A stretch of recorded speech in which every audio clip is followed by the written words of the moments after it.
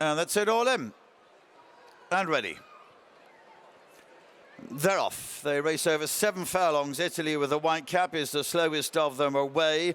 2 greys, Pacific Avenue and Gewan are the first pair to show up. Between those is Oxygen. Gstaad is near side, purple and white colours, and with him is Saba Desert. Between those, the best turned out winner, Alparslan. Zavateri, white jacket, dark sleeves, is in the centre.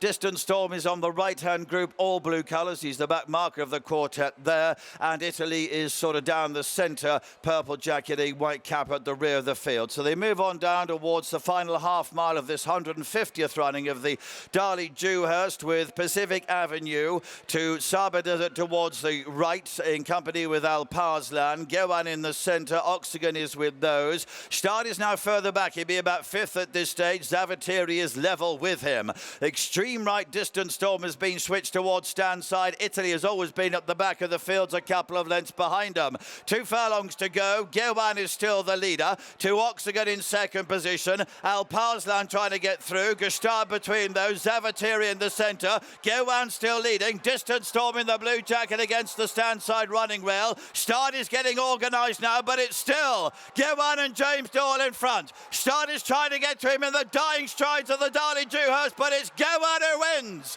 Gstaad is second. Distant Storm in third place. Zavateri was 4th. The Dewhurst has been won by James Doyle on board Gewan, on board him for the first time. You made the case for him before the race, didn't you? If he bounces back to the form of York in the Acomb, then he's got a really good chance. Yeah, exactly. Obviously the blip on his record was in the Champagne on slow ground, and yeah, I was more confident after weighing out. Andrew said, look, to draw a line through the last time, and then when I jumped on him, Marie, who rides him out every day, said he's absolutely bouncing, and the guys were very positive. So I went cantering to start. I was quite pleased with everything, and he moved beautifully on the way to post, and I guess I could see why slow ground wouldn't have suited him. He's got a real nice flowing action. And talk me through the race. Andrew, as you know, I don't ride tons for Andrew, but very lucky. We have been lucky in the past to win some nice races, and he's very straightforward to deal with. Like Andrew said, just ride your race however you see it fit, which is always nice. And yeah, I was a little confused early. He jumped nice, and I just wanted to see what was happening around me. He was a little bit on me, and I just got to find that happy medium through the first furlong, and I had one firing off to the left and a couple of guys to my right. So I was a little bit confused for a furlong until the race settled down, and he found a rhythm, which is always key. As we know on this course, it's finding that stride, and it's all about rhythm, this track, and he found that early. The guys on my right took off a little early. I was happy to let them go because I felt he'd done a little bit through the first furlong, so I didn't want to go with them. So I was happy to let them go, and it just gave him a bit of a target. And then once I let him go from the 3 down to the 2, he really whooshed down into the dip, and I had that space to my left to let him really run down. You know, speaking to or listening to Kieran Fallon Senior, that was the way he liked to ride this track. He said if you've got room to let them get themselves balanced, then it's always nice to let them flow. So yeah, we did a little bit of that, and once he got the rail, he was good as gold. Obviously now they're going to see him as a potential Guineas candidate, following in the footsteps of Chaldean. So the key question is track and extra furlong. What are your thoughts? No problem at all. Track fine, distance will be fine. He's a very classy horse, very good horse, and he's just a very uncomplicated type. So he's got all the ticks in the right boxes. So yeah, I'm sure the guys will be very excited throughout the winter. Yeah, sounds like it might be the real deal. Many congratulations, well done. Thank you, Lydia. Thank you. Cheers. Gewan bounces back from his Doncaster disappointment to confirm the promise he showed when winning the Acomb Stakes. He had Distant Storm behind him that day. He's got all of them behind him today. And another colt by Night of Thunder wins a Group 1. Andrew Balding, who won this with the subsequent Guineas winner Chaldean a few years ago, takes it with Gewan. 25-1 in the silks of Yulong. James Doyle at the double. Demisis in the opener. Gewan here in the Darley Dewhurst Stakes. And this is a horse, if you weren't taking him seriously half an hour or so ago, you need to take him seriously now, because he's beaten the best around. Yeah, and we were saying at the 2 furlong poll, are any of them really going that well? And your eye was then drawn to Gewan, who was still travelling, was in a good rhythm. He's just shifted left towards the rail around the furlong pole, but he stuck his head down, galloped out really nicely. The ground was loose at Doncaster. It was a possible excuse. He did not fire that day in the same way that Distant Storm didn't fire at York, if you were forgiving of that, you could give him a chance, and he's got back on the up. Exactly. Distant Storm was third at York and third to the same horse today. It makes sense with Gstaad, who was very keen early in this race, filling second place. Christophe Soumillon got him in the end, but those early exertions might just have slightly taken the edge off him. Zavateri rolled around into the dip. He tried his hardest, but you fancy he didn't love the track. Yeah, possibly. And I think the tempo of the race, Gewan was always in a good position, never too far away from the gallop. The guys will have a look at the sectional times in the studio in a little bit and inform us a little bit more wisely on that, but it seemed as if the tempo wasn't red hot anywhere. There were plenty that were pulling through the first couple of furlongs, Gstaad included, Distant Storm maybe a little bit as well. He's run quite well from further back off that pace as well, but I think James Doyle always had Gewan in a really good position through this race, but he's got a great attitude. He'd shown that at York, hadn't he, that he wouldn't lie down when he came under pressure inside the final two. It was Italy that challenged him that day. Italy never got a blow in today, taken back early. He was very keen too. He was pulling hard, yeah, sort of in no man's land really, without anything to race with. I'm interested to watch the run through of Distant Storm here, who is in rear at the moment. His keen going stable companion Saba Desert's trying to make it this side, the far side Pacific Avenue, so they've got the bases covered.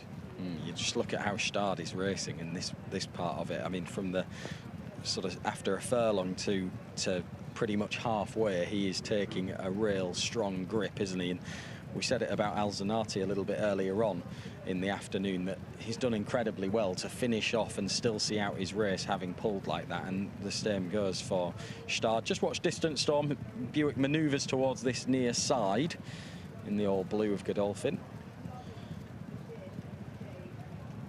Certainly making his challenge got a lot of ground to make up, hasn't he? He has. I think he would have preferred, from where he was, the pace to be a little bit stronger. But look, that's twice. That's why they ran two pacemakers. Yeah, but that's twice. That's twice he's come up against Gewan now, and on neither occasion has he beaten him, and not even has he got close to him. In fairness, either time. Zavateri's got past Oxygen late for fourth, and as I said, I don't think he enjoyed the track particularly. Oxygen, I think you're entitled to be a little disappointed if, like me and you fancied him, because he was well positioned and going sweetly. He's travelled fine. He's never far away from the winner. It's kind of looked on the day at this period in time, he isn't quite good enough, really. He hasn't got competitive with them inside the final furlong and a half, and I don't think you'd be in a hurry to make too many excuses for him.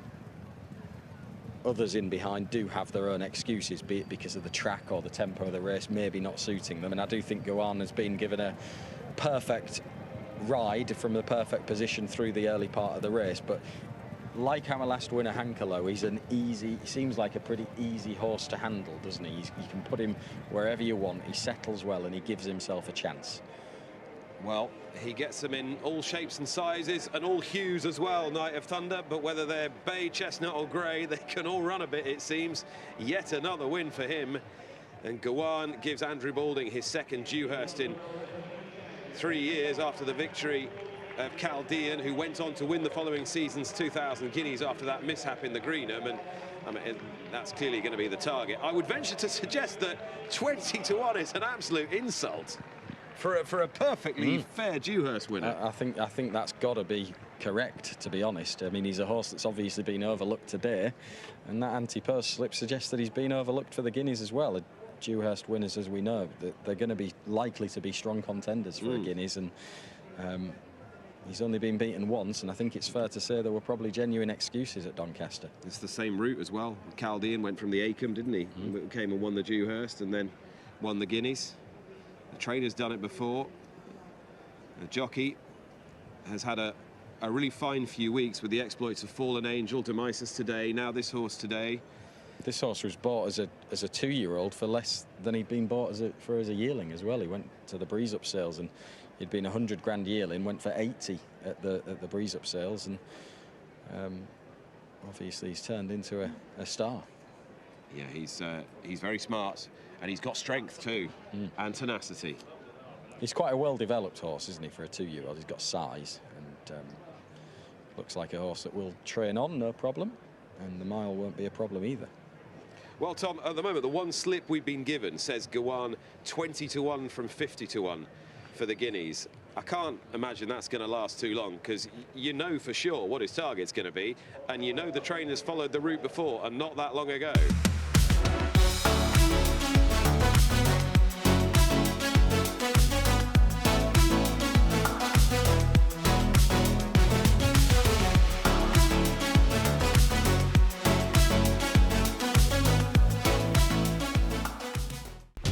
Watch live racing now on racingtv.com.